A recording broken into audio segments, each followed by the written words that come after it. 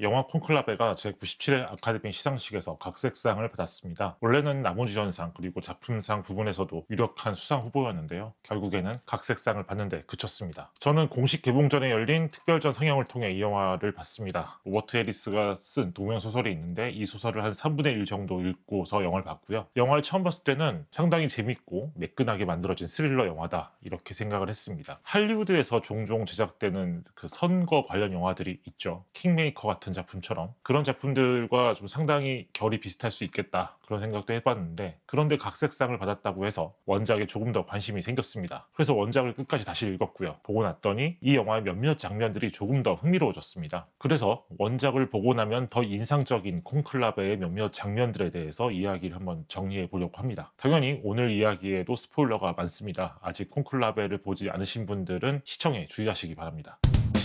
이 영화는 원작을 상당히 충실하게 반영해서 진행을 하고 있습니다. 교황의 죽음을 바라보는 교황청 내 추기경들, 아데미, 트랑블레, 벨리니 이런 모습들도 원작에 나온 것과 상당히 유사하게 설정을 해놓았습니다. 그리고 교황의 시신을 옮기는 이 자세한 과정에 대한 묘사도 영화는 영화적으로 이 모든 과정을 어느 정도 요약하고 또 강렬한 부분만 부각시켜서 연출을 했죠. 다만 저는 이 구급차에 실린 교황의 시신을 길게 보여주는 그 장면이 원작과 상관없이 좀 인상적이었습니다. 이게 교황의 시신이 아니라 정말 누군가의 시체? 이런 느낌으로 보였거든요. 교황이라고 하지만 그가 죽은 후에 뭐 특별한 옷을 입힌 것도 아니고 특별한 장치를 쓴 것도 아니죠. 그 자체로 죽은 인간을 보여주는 느낌에 가까웠습니다. 그리고 나중에 생각해 보니까 이런 연출의 태도가 콘클라베에서 가장 중요한 부분일 수 있겠다는 생각이 들었습니다. 이 영화는 교황의 임명을 받은 전 세계 추기경들이 모인 공간에서 벌어지는 이야기죠. 그런데 사실 어느 나라의 정부나 또 어느 회사의 주주총회 같은 그런 상황에서 벌어지는 이야기와 굉장히 유사한 형태를 보이고 있잖아요. 추기경들의 모습도 그렇습니다. 자신이 좀 분노할 수 있는 상황에서도 굉장히 예의를 차리고 우아한 단어들을 써가면서 얘기를 하지만 사실상 한 커플만 뒤집어 보면은 흔히 말하는 속세에서 나누는 말들과 다를 게 없죠. 그런 차원에서 이 영화가 가진 태도를 보여주는 서두로서 교황의 시신을 이렇게 연출한 게 아닌가. 원작에서는 이 주인공 그 추기경 단장의 시선에서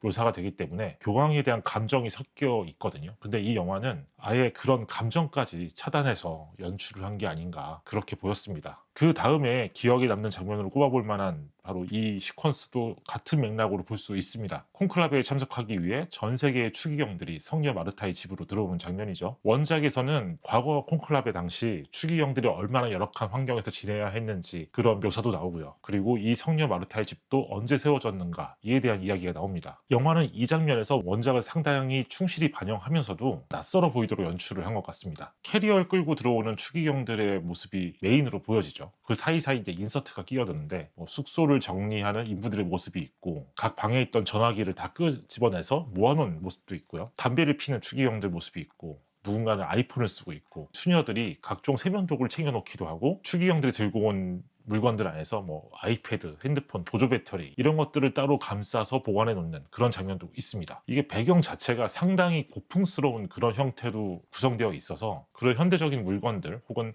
좀 세속적인 행동들이 상당히 눈에 띄게 나와 있죠. 분명 이런 장면들도 아까 교황의 시신을 보여준 것처럼 이 공간 자체를 추기경들만의 특별한 공간이 아니라 평범한 인간들이 모인 공간이다 이렇게 보여주려는 연출이 아닐까 생각했습니다. 이 부분에 대해서 이 영화를 연출한 에드바르트 베르거 감독의 인터뷰를 찾아보니까 감독이 얘기할 때는 이 플라스틱이라는 매개가 있습니다. 이 고풍스러운 건축물에 갑자기 플라스틱, 즉 우리 삶의 일부이며 그들을 받들 이유가 없는 현대성이 존재하는 게 좋았다. 그들도 모두 오류를 가진 인간들일 뿐이다. 그러니까 좀 더 구체적으로 말하면 이런 역사를 가진 종교의 지도자들도 우리처럼 현재를 사는 인간에 불과하다. 이런 모습들을 강조하고 싶었던 거겠죠. 그리고 저는 이 감독이 말하는 오류를 가진 인간이라는 점이 매우 중요하다고 생각했습니다. 인간의 오류가 아니었다면 과연 이 영화의 마지막 반전도 나올 수 있었을까? 이 오류에 대해서 얘기를 할 때 주인공 로렌스 추기경이 본격적인 콘클라베를 앞두고 설교를 하는 그 내용을 다시 봐야 될 것 같습니다. 이런 내용이죠. 제가 그 어떤 것보다 두려워하게 된 죄는 확신입니다. 확신은 화합의 가장 큰 적입니다. 확신은 관용의 가장 치명적인 적입니다.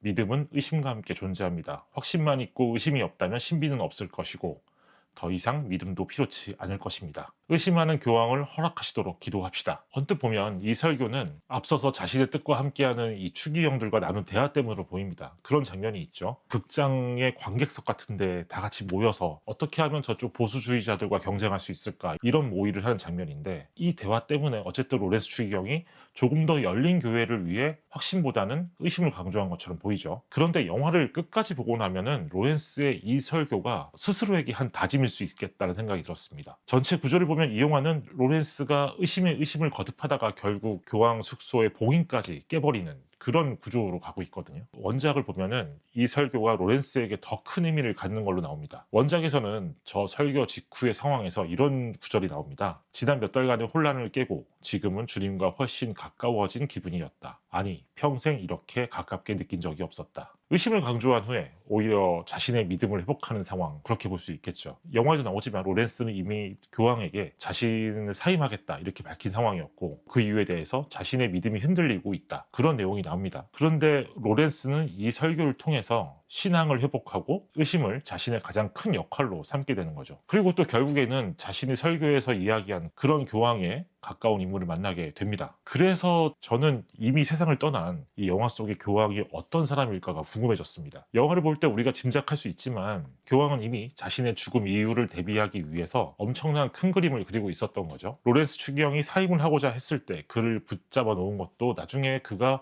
콘클라베를 주관하게끔 만들려고 했던 거고, 그리고 몇몇 문제가 있는 교황 후보 추기경을 사실상 내치기 위한 그런 밑작업들을 했었고요. 물론 이 영화의 그 마지막 반전까지 교황이 설계한 결론일까? 그건 아닐 수도 있겠다는 생각이 듭니다. 다만 로렌스 추기경이 콘클라베를 주관한다면 그의 의심이 최소 이 교회를 위한 최선의 선택을 하게 할 것이란 믿음을 갖고 있었던 것 같습니다. 그래서 다시 말하지만 이 교황의 존재감이 더 크게 부각된다는 느낌이 있었습니다.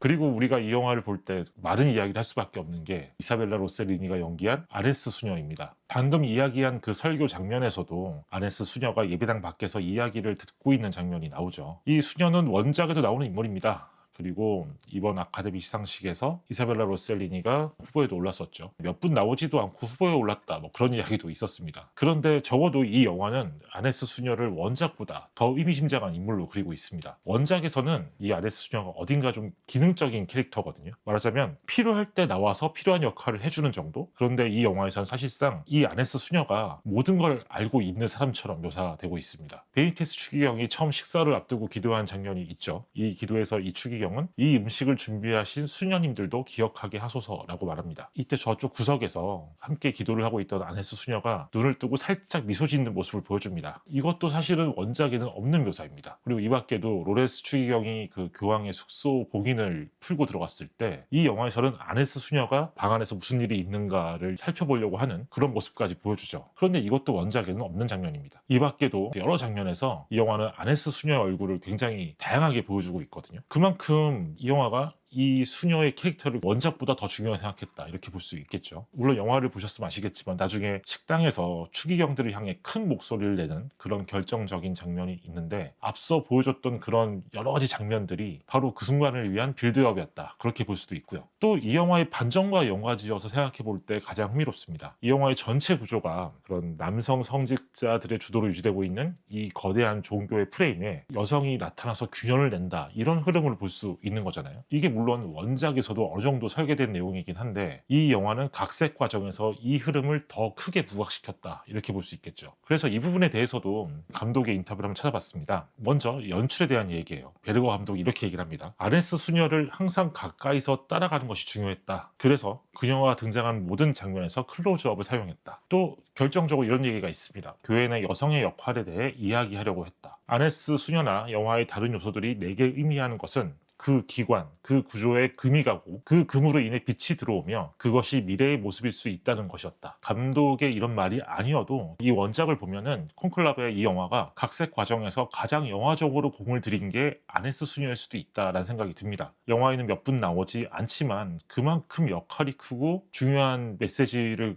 품고 있는 인물이기 때문에 그래서 여우주연상 후보에도 오를 수 있지 않았을까, 그런 생각도 들었습니다. 방금 소개해드린 감독 인터뷰에서 이런 부분이 있죠. 그 구조에 금이 가고 그 때문에 빛이 들어온다. 저는 이게 감독이 오랫동안 마음에 담고 있던 말이었을 수 있다고 생각했습니다. 바로 이 영화의 마지막 장면 때문인데요. 콘클라베 기간 동안에는 성녀 마르타의 집에 있는 모든 창문이 막혀 있었죠. 그런데 이제 새로운 교황이 선출된 이후에야 로렌스가 쓰던 방의 창문도 열려 있고 빛과 공기가 들어오는 모습이 보입니다. 그리고 로렌스가 창밖을 바라보면 그때 3명의 수녀들이 어느 건물에서 나오고 있는 장면이 보이죠. 그리고 이때 열렸던 문이 다시 닫히면서 영화가 끝이 납니다. 이 장면도 원작에는 없지만 영화가 추가한 장면입니다. 아까 얘기했던 감독의 그 말, 구조에 금이 가고 그 금을 통해서 빛이 들어온다, 그런 그림을 이렇게 연출한 걸로 보입니다. 게다가 이 장면에서 이 수녀들의 웃음소리가 함께 들리거든요. 앞서 이야기했던 아네스 수녀와 이 영화의 반전과도 연결되는 부분이 아닐까. 우리가 영화 러닝타임 내내 보았던 거는 남성 추기경들의 어떤 정치적 대결이었지만 결국 이 영화는 이 열린 창문과 수녀들의 모습을 통해서 이 종교의 새로운 미래에 대해서 보여주려고 한 게 아닐까. 원작이 없었던 장면인 만큼 이 또한 각색 과정에서 감독과 작가가 의도한 그런 장면이었을 거다, 이런 생각이 들었습니다. 저는 이 정도 장면들이 가장 기억에 남았는데, 다시 생각해보니 추가해보고 싶은 장면이 있었습니다. 거북이의 등장이에요. 앞부분에서 베니테스와 로렌스가 대화하는 장면에서 이 거북이가 처음 언급이 되죠. 교황이 받은 선물이었는데 너무 똑똑해서 자주 탈출을 하려고 한다. 그리고 영화의 마지막 부분에서 로렌스가 베니테스의 비밀을 알게 된 후 예배당을 돌아다니는 거북이를 발견하게 됩니다. 이때 그는 거북이를 안아서 다시 분수대에 놓아주고 멀리서 사람들의 환송을 듣고는 살짝 미소를 짓죠. 이 거북이도 원작에는 없는 설정입니다. 그렇게 보면 당연히 이 영화가 어떤 영화적인 연출을 위해 데려다 놓았다, 이렇게 볼 수 있겠죠. 자료를 보면 이 거북이도 나름 종교적으로 상징하는 어떤 그런 메시지가 있는데, 저는 그보다도 하필 그 시점에 분수대를 탈출한 거북이를 보여주는 게 상당히 중요한 부분이었겠구나 라는 생각이 들었습니다. 이 거북이는 그 자체로 베니테스 추기경을 상징할 수도 있죠. 근데 꼭 그렇게 상징적으로 보지 않아도 이 엄숙한 예배당에 들어와 있는 거북이의 모습이 그 자체로 또 교회 내부에서 변화가 일어나는 움직임을 드러낸 게 아닌가? 그리고 로렌스 추기경은 또 그런 상황을 어느 정도 긍정하고 있는 그런 형태를 보여주는 거고요. 저는 그래서 이 거북이의 등장 또한 이 영화가 담고 있는 그런 흐름들을 상당히 문학적이면서도 격조가 있는 연출로 보여준 장면이었다, 그렇게 생각했습니다. 그래서 정리를 해보자면 저는 콘클라베의 이 원작 소설을 읽었을 때 상당히 많은 설명과 묘사가 들어있는 소설이라고 생각했거든요. 그런데 일단 영화는 그 많은 설명과 묘사를 아주 탁월하게 영화적으로 정리했다, 그렇게 생각이 들었고, 또 가장 오래된 가부장 사회에 여성이 존재감을 드러내면서 균열을 일으킨다는 이 로그라인을 매우 격조 있게 보여주었다. 그만큼 영화적인 각색이 훌륭했고 또 그래서 각색상을 받을 수 있지 않았나, 그런 생각을 해봤습니다. 그럼 오늘도 콘클라베에 대해서 별점과 코멘트를 남겨보도록 하겠습니다. 저는 이 영화에 별 4개를 주겠습니다. 코멘트를 남겨볼게요. 세상에서 가장 비밀스러운 공간에 대한 도발적인 상상력, 의심은 닫힌 문을 열 수 있다. 오늘의 이야기는 여기까지입니다. 저는 곧 또 다른 작품에 대한 이야기로 돌아오겠습니다. 감사합니다.